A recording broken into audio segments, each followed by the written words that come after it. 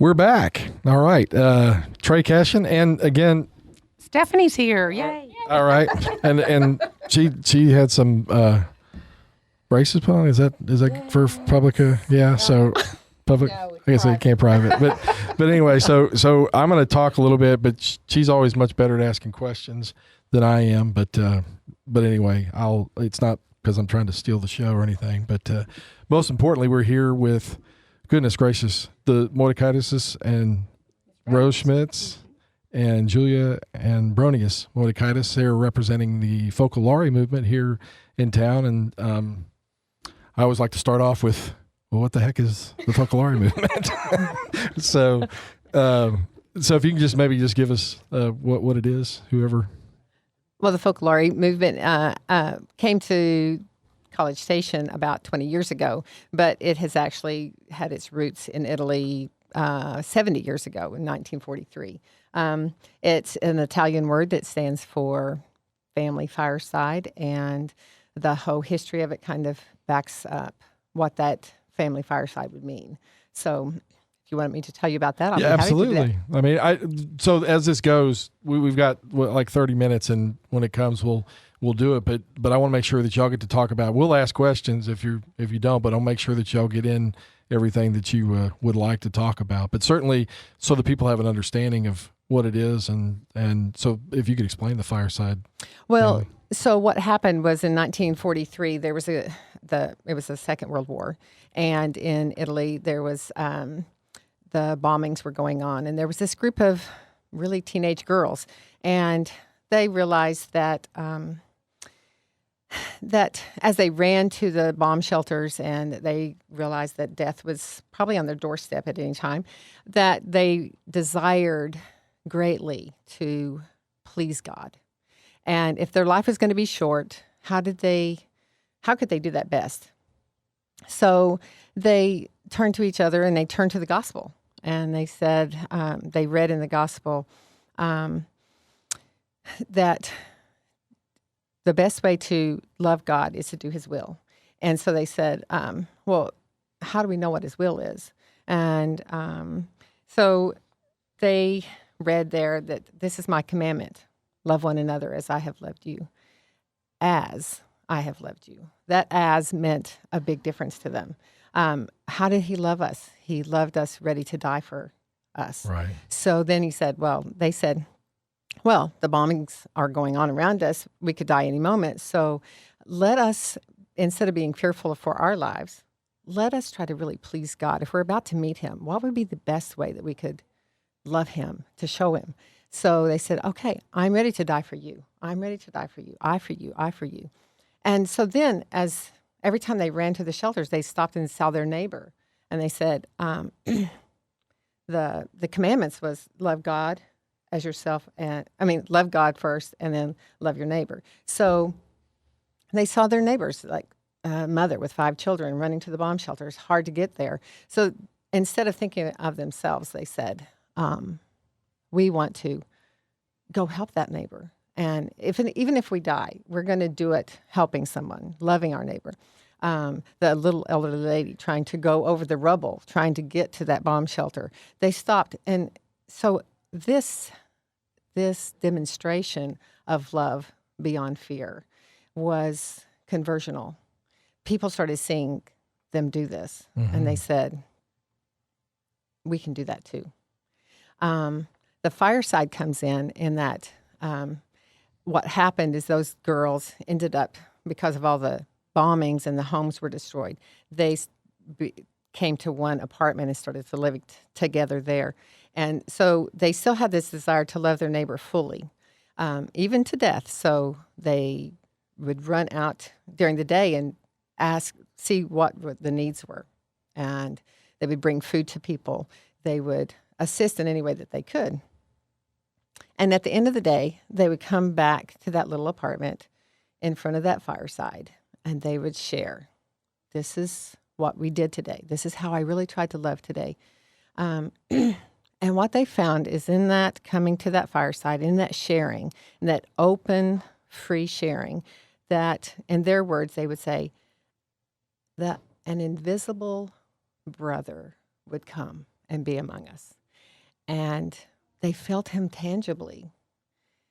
And it filled them with great joy. So now these girls were living every day in this darkness, this war that was destroying everything. And they were full of joy. Yeah. And once again, when people saw that, they were like, whatever they have, I want. Yeah. And there was a tremendous number of people that started trying to live the same way. So in that very awful time, God revealed himself. And the most enthusiastic thing that what was happening to these girls is they said, God, we have grown up Catholic all of our life. We've heard these gospel readings all the time.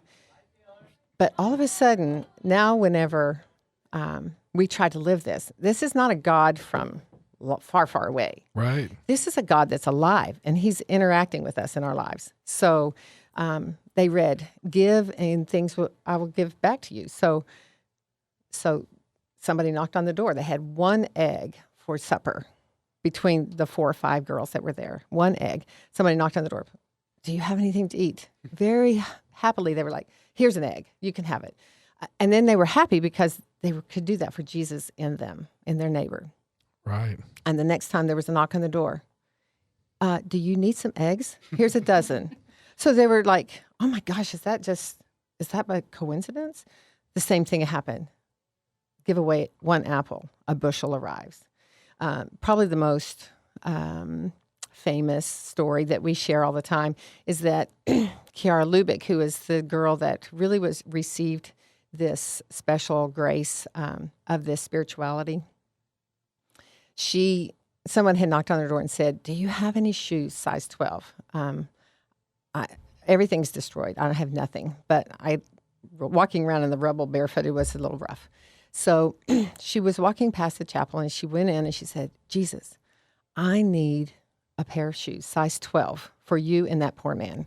So she walked out of the chapel and someone stopped her and they said, do you need some shoes? My brother had these and they don't fit him. They're size 12. And this was a great moment of joy. It was like, he is interacting with us. He is with us. He's alive.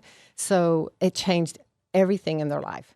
They did not start off thinking, we're going to start a movement here. Right. They just said, we want to love Jesus. And this is how we do it. And so when the war ended, that just continued. So more and more, or less and less people are asked to give their physical life. But every day, every moment, we're asked to give our life in the form of our ego, our agenda, our way. So are we willing to do that? Can we die to ourselves so that we can love our neighbor as Jesus loved us? That's the story. You got me fired up. I mean,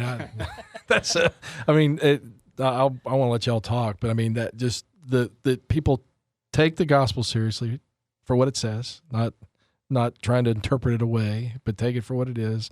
And then the excitement, and we've seen this in our own lives, but the excitement to pray specifically for something that you feel like it's God's will. So in a case like that, somebody needs shoes, you send them to me. I know you want me to give them, so would you please provide it?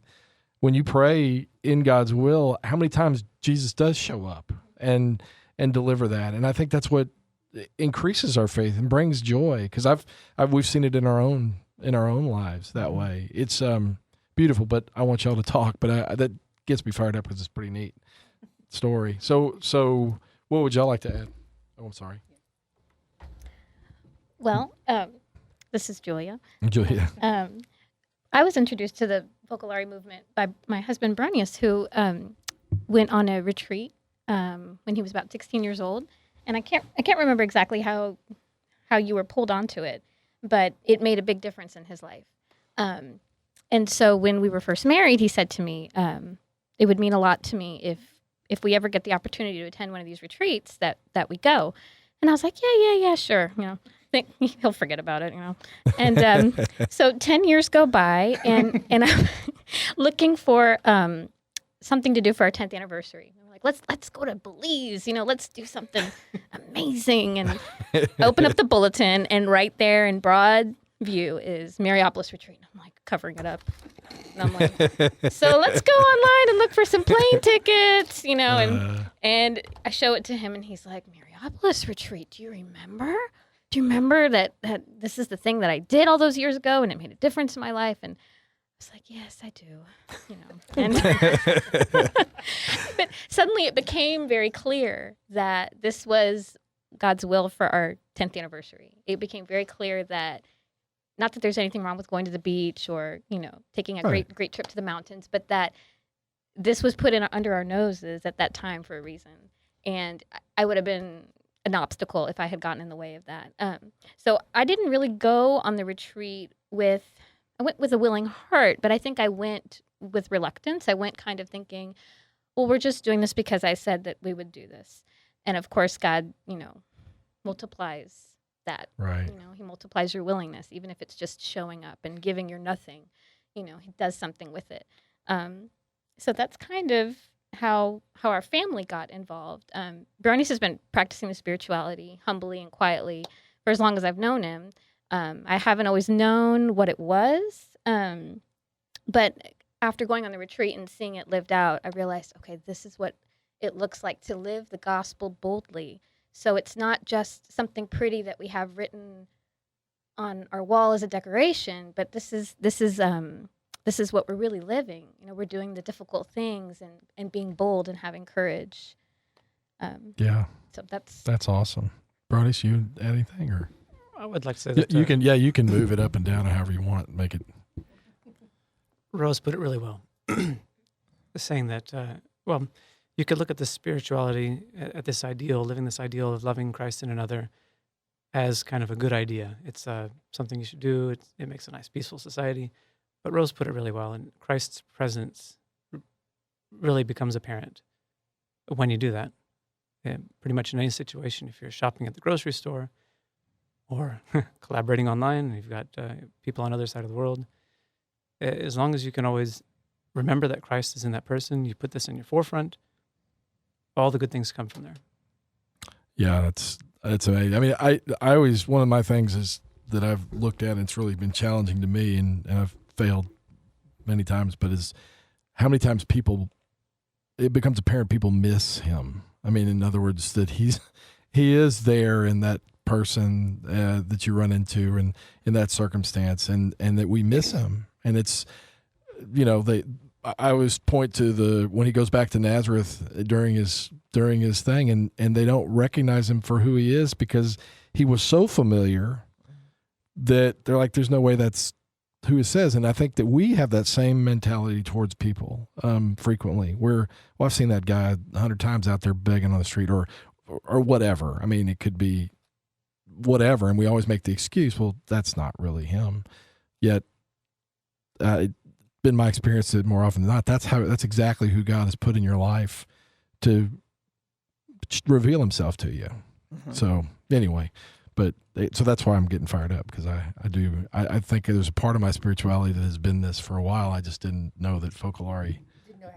Didn't know it had a name. Right, exactly. Exactly. So anyway. Well, and that's a really good point, because I know a lot of people have said, so what is the Focolare? You're living the gospel and you're loving people. Why is that so different from what we're all supposed to be doing?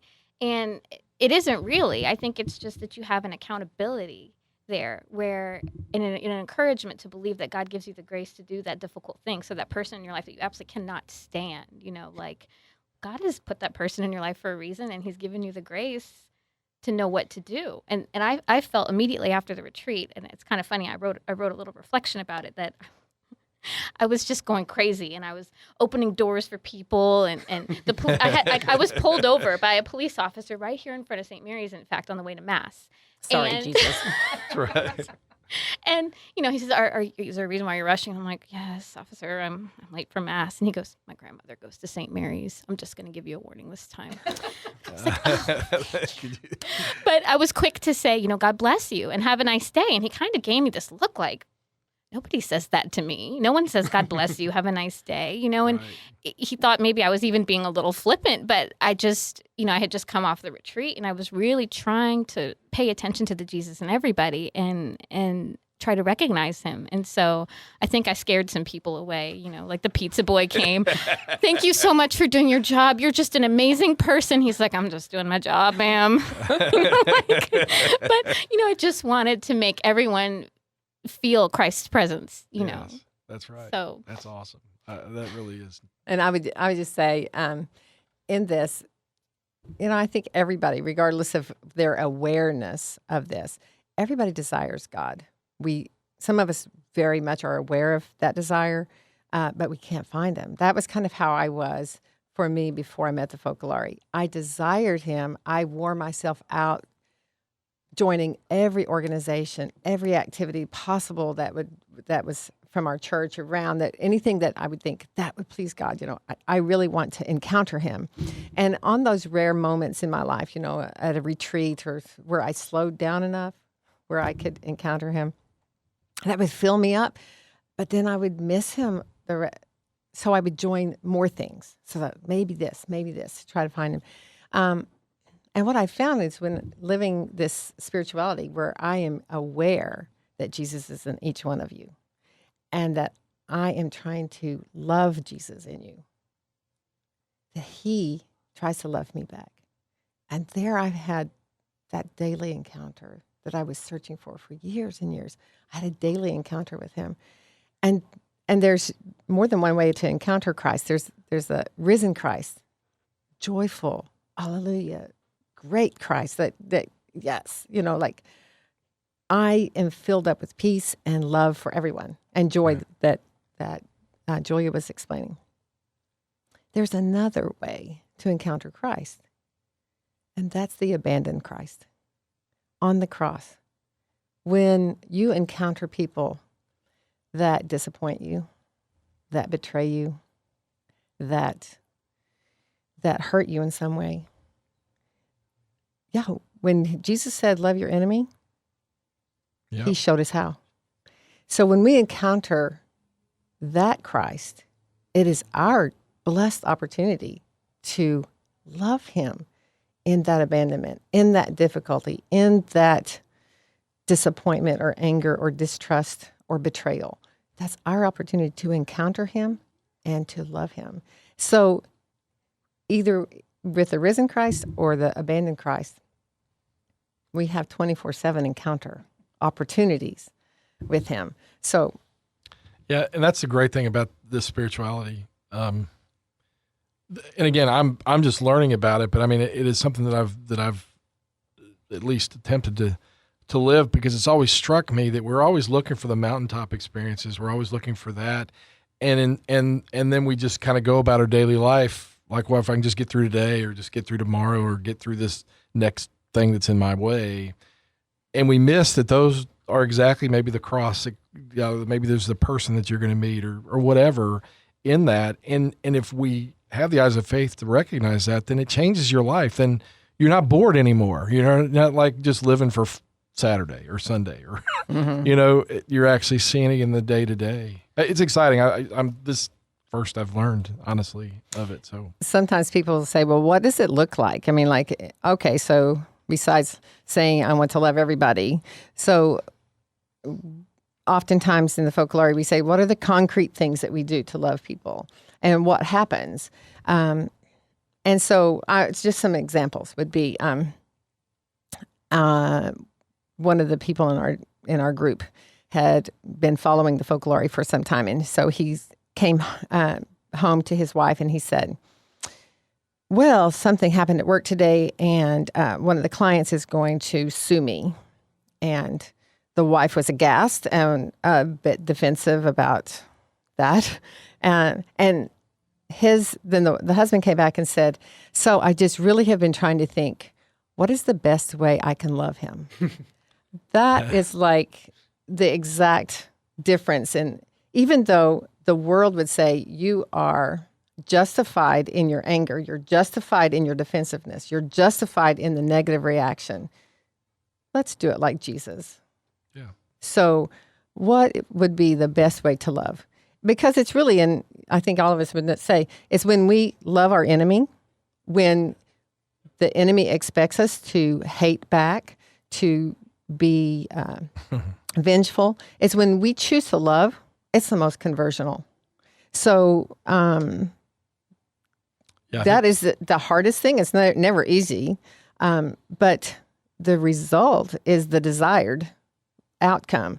So it makes it doable to die to your ego, to try to go back to that person who maybe has injured you or is trying to injure you, and to love them anyway, without expectation of their love returning. But when we live this way, more often than not, love returns. Yeah, that is it's striking. But I think of Jesus' words when he says, everybody loves their family, the people they like being around. There's nothing. Everybody loves them back and does what they want. So he says, if you love your enemy, love the one who hates you. And if we take that seriously again, I think what happens is, and it's true with me, it's a lot easier to be the fluffy, froofy Christian. Everything's happy and we all love each other. When in fact, real life does include meeting people who we don't like and people who maybe offend us or whatever. And those are the opportunities that God gives us to live out what he's calling us to.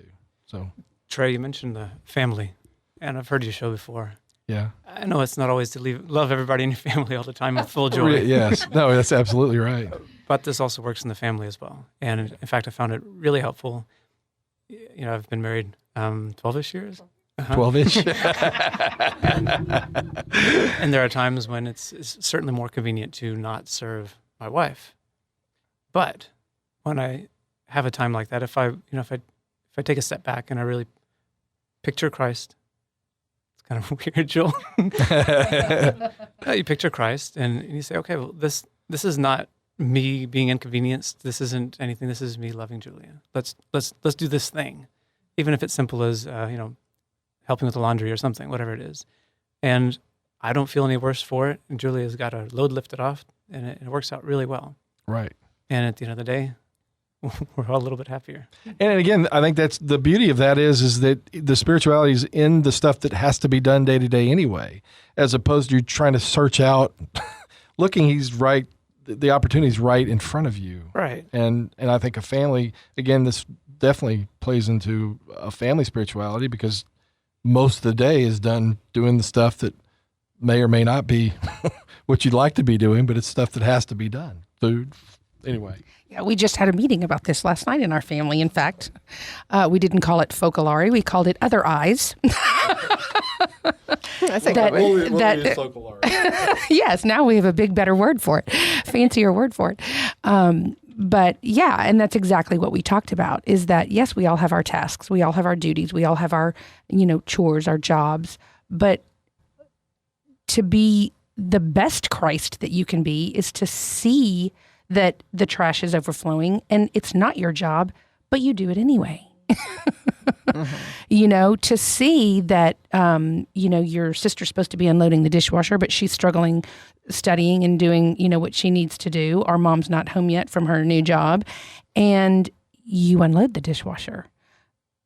That's where the true rubber meets the road, and the spirituality that you guys are talking about. So I do have the burning question of, so what do you do? How do you? What do y'all do as this group?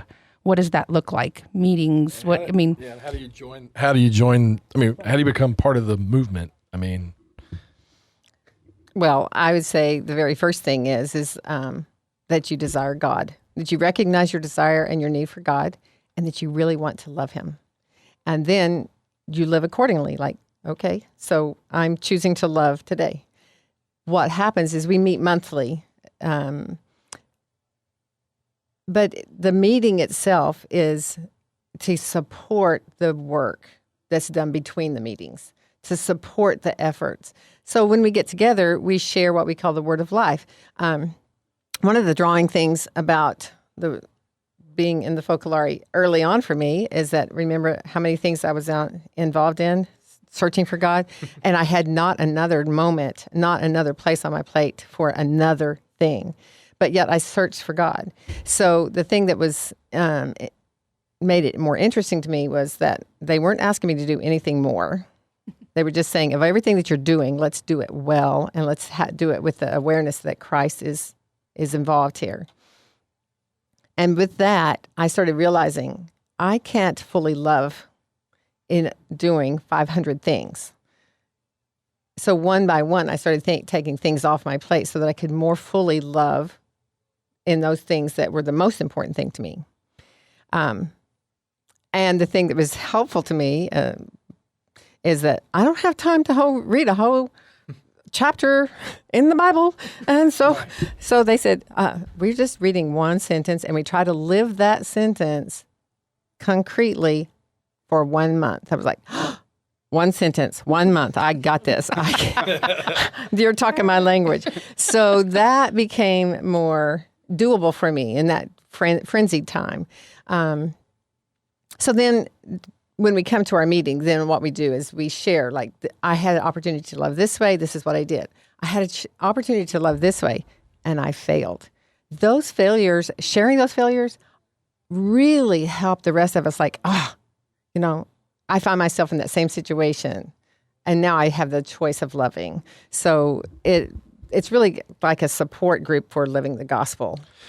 I like that's awesome. What I want to make sure of. Yeah, we need. How do we? We've only got. I'm asking again. Is it a minute plus that 43 seconds? Okay, so I just want to make sure that we get. We're going to write this down because I think we need to call and find out. But how do if somebody is interested, they're listening. How do they find out about y'all? I mean, how do we? I want to go to one of these meetings. Where do we go? How do we find out about the meeting? Well, typically we meet the first Sunday of the month, and it's been at different various locations. Sometimes at St. Thomas Aquinas, sometimes the Schmitz's host. So we've hosted in the past, but it's usually the first Sunday of the month. Yes, but in the spring it's a little difficult since my son plays baseball. Right. Yeah. With variations. Wouldn't know about that. With variations. But I'd be happy to be a contact person. Okay. I could spell out my email if that. Sure, yeah. It's juliaclare80@gmail.com. And Rose is a resource also, and Brownies can be a resource. But I'm willing to take emails, phone calls, whatever.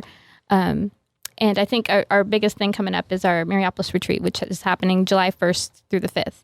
And we're having registration for that right now. So if anyone wants more information. July 1st through the 5th. And we really would just like to say the Mariapolis is a great opportunity for people to go and be immersed for 3 or 4 days as a family, as individuals, in an area where people are fully living this. So there's only one law of the Mariapolis, and that is to love your neighbor. Well, that's excellent.